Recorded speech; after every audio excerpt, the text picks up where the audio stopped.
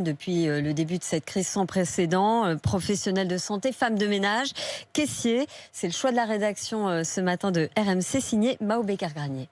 Et parmi les premiers à avoir été naturalisés, cette interne en pharmacie de 32 ans, d'origine vietnamienne. Pendant la crise sanitaire, elle travaillait dans une pharmacie d'hôpital près de Lyon, en première ligne. Cette reconnaissance du gouvernement l'a beaucoup touchée. Quand j'ai vu mon nom au décret du 9 décembre 2020, j'étais tellement heureuse et c'est un bon cadeau pour moi à la fin d'année. Récemment devenu père, Boubacar Doucouré, malien de 47 ans, travaillant dans une enseigne de restauration rapide, a envoyé sa demande. Elle est en cours de traitement.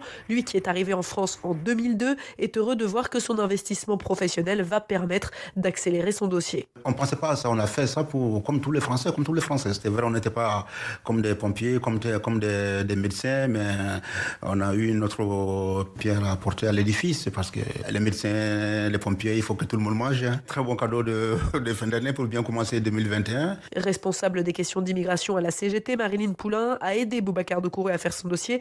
Elle est satisfaite de cette initiative gouvernementale, mais regrette que certains travailleurs en soient exclus.